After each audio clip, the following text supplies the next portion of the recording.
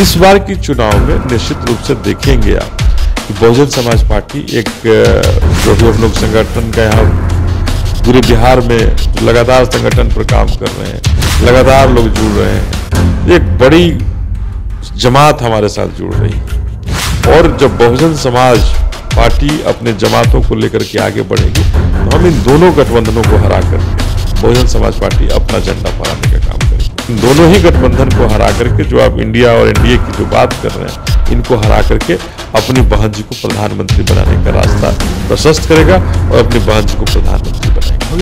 2024 बेहद करीब है और तमाम जो पार्टी, एक तरीके से कहें तो एनडीए और इंडिया, दो ही दलों की चर्चा हो, गठबंधन की चर्चा पूरे देश में हो रही।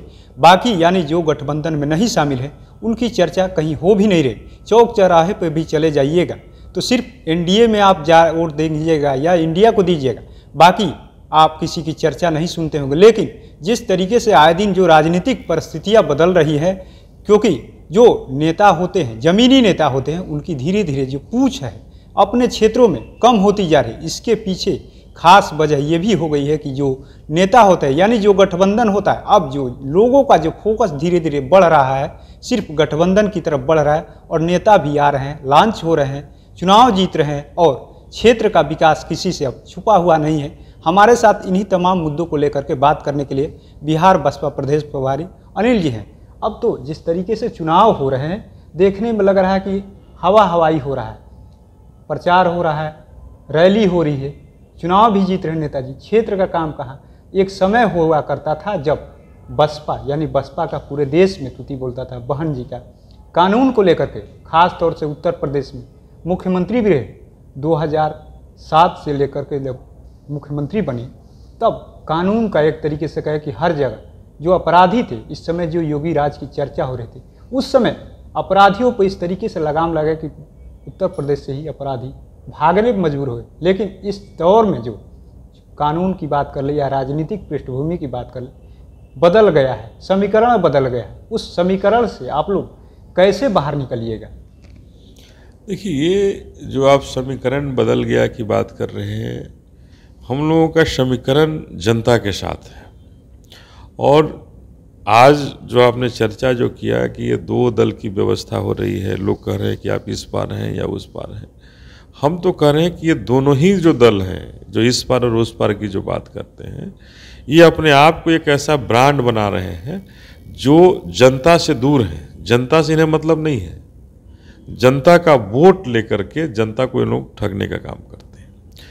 किसी को कहीं से उम्मीदवार बना देते हैं, उस क्षेत्र के हों, उस क्षेत्र का भौगोलिक स्थिति जानकारी नहीं है, फिर भी वहाँ से उम्मीदवार बनते हैं। और मज़े की बात है कि वो कहीं वहाँ से जीत भी जाते हैं और जीतने के बाद उस क्षेत्र को एक बार घूमने का काम वो नहीं करते हैं, जनता से मिलने का काम नहीं करते हैं। जनता अपने आप को ठगी महसूस करती है। तो अब इन्हीं सब परिस्थितियों से बहुजन समाज पार्टी सबको निकालने का काम करेगी। और 2007 से 2012 का जो शासनकाल था बहन जी का, उस शासनकाल को भी लोग देखे हैं, याद करते हैं आज भी, कि उस शासनकाल में अगर 12 बजे रात में भी कोई घटना होती थी तो उसी समय पूरी व्यवस्था होती थी और पूरे की पूरी पलटून सरकार की वहाँ पहुँचती थी और न्याय दिलाने के लिए पीड़ित पक्ष के साथ खड़ी होती थी। और जो भी अपराधी होता था उस पर रातों रात कार्रवाई होती थी।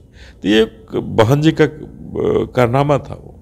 और आज तो हो गया है कि जोगी राज की अगर चर्चा करें तो वहाँ जेसीबी राज हो गया है, बुलडोजर राज हो गया है। आप लोग कैसे निकलिएगा इस तमाम मुद्दों से लेकर के? एक तरफ बिहार में नीतीश कुमार जो हैं जाति गणना करा दिए हैं और जाति गणना में जो बहन जी का कैडर वोटर कहा जाता है, खास उसकी तीसरे नंबर पे है यहाँ पर। अब उसको जोड़िएगा कैसे? एक तरफ नीतीश कुमार श्रेय लेने में लगे हैं, इंडिया के तमाम नेता जाति गणना को लेकर के, क्या उस कैडर वोटर को आप लोग जोड़ पाइएगा? जिस तरीके से बहन जी ने जोड़ के लगातार चली है, अभी भी कैडर वोटर साथ है, लेकिन आने वाले जो पृष्ठभूमि बन रहे 24 को लेकर के कहीं से नेताजी आते हैं, चुनाव जीतते हैं, तो क्या आप तीसरे विकल्प यानी इंडिपेंडेंट भी कोई चुनाव लड़ेता है तब कोई वैल्यू नहीं रह गया, तो बसपा उसमें किस तरीके से आगे बढ़ेगी? आप लोग कहीं तो है नहीं। अब बहुजन समाज पार्टी आप जो कह रहे हैं, पहले भी आप जब लोकसभा का जब चुनाव देखेंगे तो हम कम से कम 5-7 जगह पर नंबर 3 पे रहने का काम किया है, सेकेंड भी रहे हैं। निश्चित रूप से बहुजन समाज पार्टी लोकसभा में बिहार में चुनाव नहीं जीती है, लेकिन सेकेंड तक हम लोग रहे हैं। और इस बार की चुनाव में निश्चित रूप से देखेंगे आप कि बहुजन समाज पार्टी एक जो भी हम लोग संगठन का यहाँ पूरे बिहार में जो लगातार संगठन पर काम कर रहे हैं, लगातार लोग जुड़ रहे हैं, तो एक बड़ी जमात हमारे साथ जुड़ रही है। और जब बहुजन समाज पार्टी अपने जमातों को लेकर के आगे बढ़ेगी तो हम इन दोनों गठबंधनों को हरा करके बहुजन समाज पार्टी अपना झंडा फहराने का काम करेगी। और आपने जो कहा कि इंडिपेंडेंट भी नहीं जीतते हैं, आप कैसे जीत पाएंगे? तो जब बहुजन समाज पार्टी का जो कारवां है, जो मिशन है, जो इनके कैडर हैं, हम अभी आप देखे होंगे कि राजगीर में बहुजन समाज पार्टी का कैडर क्लास हुआ, यहाँ गांधी संग्रहालय यहाँ हुआ, पटना में हुआ, और आज के समय में हर जिला में बहुजन समाज पार्टी का कैडर क्लास हो रहा है। तो इन कैडर क्लास के होने से जो कैडर है, जो अपने बहुजन नेता के बारे में जब जानता है, जागृत होता है, तो निश्चित रूप से उनकी जागृतियों से वो और आगे बढ़ता है और लोगों को जोड़ता है। और इन कैडर क्लासों के आधार पर हम इतना जरूर करना चाहेंगे कि जो बहुजन समाज में जो उबाल है, सर्व समाज जो इसको देख रहा है, तो निश्चित रूप से बहुजन समाज पार्टी एक नया इतिहास लिखेगा।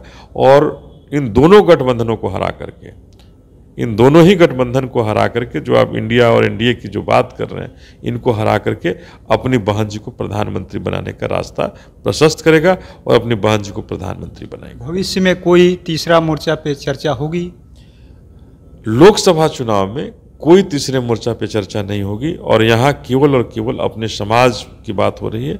और हम अपने जो शोषित, दलित, वंचित जो समाज है उसको जोड़ करके, जो बहुजन समाज है उसको जोड़ करके, कैडर क्लास करके हम अपना आधार बढ़ाएंगे और आधार बढ़ा करके चुनाव लड़ने की बात करेंगे। आए दिन लगातार आप मतलब कहे तो समाज के जो पिछड़े लोग हैं, अंतिम पंक्ति में जो लोग खड़े हैं, जाति गणना हुई है, लेकिन सब कुछ होने के बावजूद कहा जा रहा है कि उनको आगे बढ़ाया जाएगा, लेकिन लगातार जो है अत्याचार बढ़ते जा रहा है। उसको लेकर के आप लोग किस तरीके से देख रहे हैं? लगातार नीतीश कुमार कहते हैं सबका साथ, सबका विकास की हम बात करते हैं, न किसी को फंसाते हैं, न बचाते हैं, लेकिन जिस तरीके से प्रक्रिया है, खुसरूपुर की बात कर ले, तमाम जगह आए दिन बढ़ रहा है।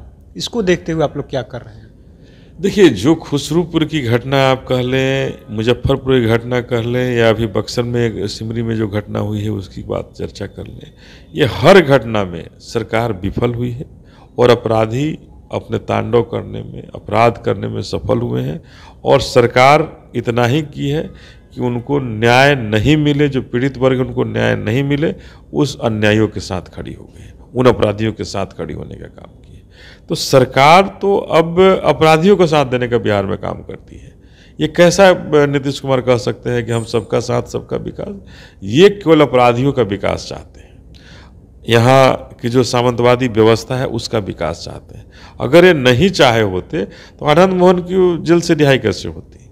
क्यों आनंद मोहन के लिए जेल से मैनुअल में परिवर्तन किया गया? तो कहीं ना कहीं नीतीश कुमार जी की इच्छा शक्ति है कि चुनाव आने वाले हैं, जो दलित वर्ग है, जो शोषित वर्ग है, जो वंचित वर्ग जो है, जो बहुजन समाज है, जो इसको डराने के लिए कोई चाहिए, उसी को डर बनाने के लिए, डराने के लिए, जेल से छुड़ाने तक के लिए, अपराधियों को जेल से छुड़ाने तक का भी ये काम कर रही है। तो ऐसे स्थिति में नीतीश कुमार का जो चरित्र है ये उजागर होता है कि ये कभी भी बहुजन समाज का कल्याण नहीं चाहते हैं, बहुजन समाज को न्याय दिलाना नहीं चाहते हैं। ये हमेशा और हमेशा ये उससे दबाने का काम किए हैं, ठगने का काम किए हैं, इसके अलावा उन्होंने कुछ नहीं किया है। लास्ट सवाल है, जिस तरीके से 24 तो बीतेगा, 25 में पहले के समय में बिहार में आप लोग की मजबूत स्थिति थी, अब वो स्थिति दिख नहीं रही, उस मजबूत स्थिति को कैसे लाइएगा? पहले भी 4 विधायक बने थे आपके बिहार में, लेकिन अब उस दौर देखा नहीं जा रहा। इन सब चीज़ों को देखते हुए आप लोग क्या प्रयास करिएगा आगे चल? देखिए, पहले 5 विधायक हमारे एक साथ बने थे, 2005 में एक साथ 5 बने थे, और पिछले साल भी एक विधायक बने जिसे जनता दल ने लेने का काम किया। आगे जो 2025 की जो बात कर रहे हैं, 2025 में आप देखेंगे कि हमारी स्थिति इतनी मजबूत होगी कि बहुजन समाज पार्टी सरकार बनाने का सपना देखेगी। और बहुजन समाज पार्टी इन दोनों को, राजद और जदयू दोनों ही जो सरकार के लिए यहाँ पर ललायित रहते हैं और जो सरकार चला रहे हैं, इनको दिखाएगा कि बहुजन समाज पार्टी मजबूत होकर के सरकार बनाएगी और बहुजनों का राज कायम करेगी। बहुत बहुत धन्यवाद।